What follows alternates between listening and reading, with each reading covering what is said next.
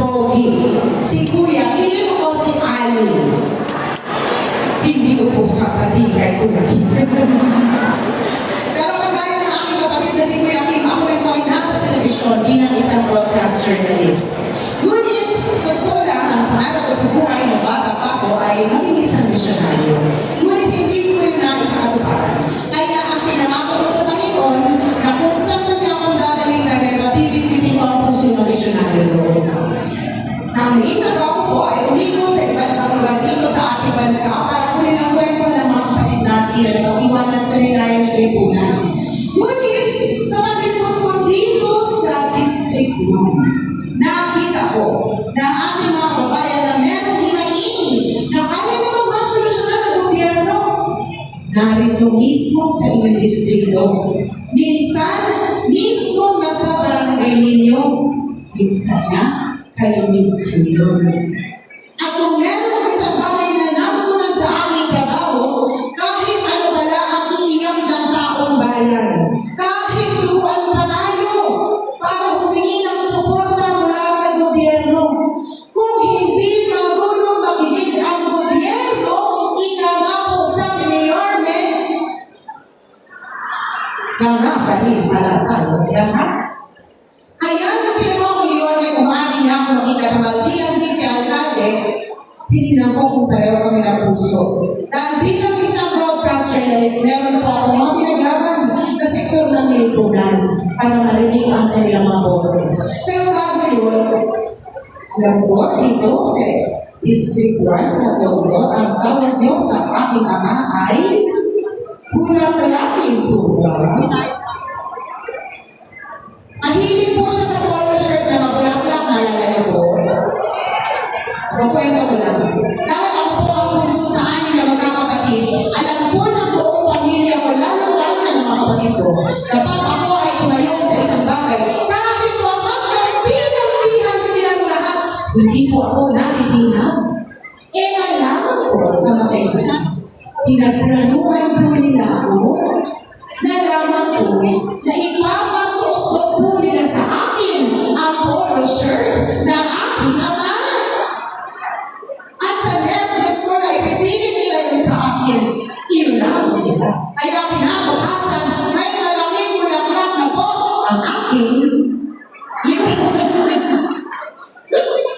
kaya po, nakabigyan ko na sila, pero at least nasunod pa rin ang aking kagustuhan. Ay, bunso po kasi ako. Kaya ko. Pero kaya ako makulay ko ng aking ito. Dahil naniniwala po ako sa pagiging inklusibo. Di ba sabi ng Panginoon, lahat tayo pantay-pantay sa Kanya? Tama po ba ako? Ngunit kung meron ng isang bagay na nakita sa aking trabaho, hindi ko para sa laban ng maraming sektor dito sa ating lipunan. At dahil doon sila po ang aking hinayuan at pinaglaban na marinig ang kanilang boses. Ang unang sektor na yan ay ang mga senior citizens.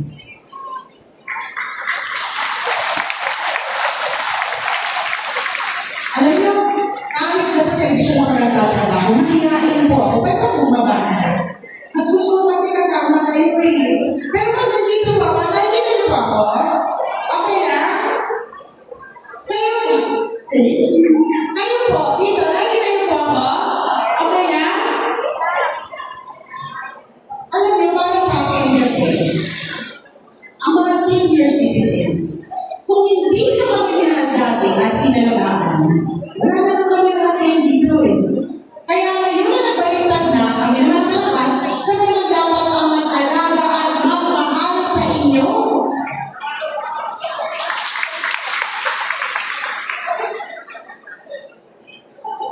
Tingnan mo ang ginawa ni Yorme nung siya ay Alcalde ng Maynila.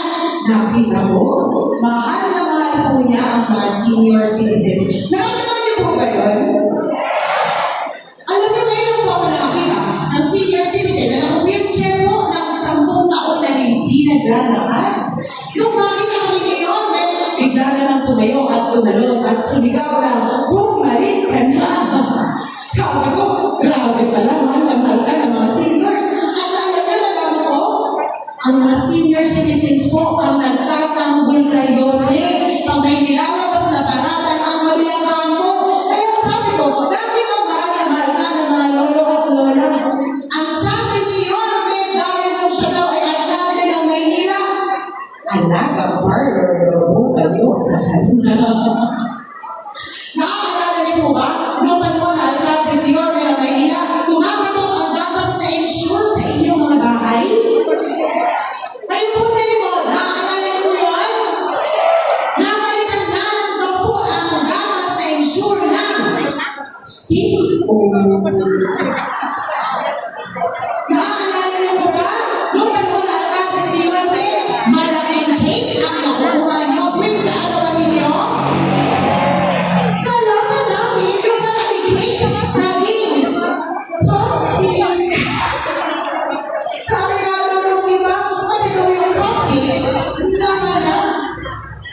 Naaalala niyo po ba mabibigay ng pensyon?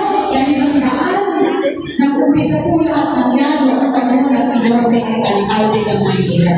At sabi ko, minahal mo nga ang mga nanay at tatay at dahil dyan, check, pareho tayo na first love.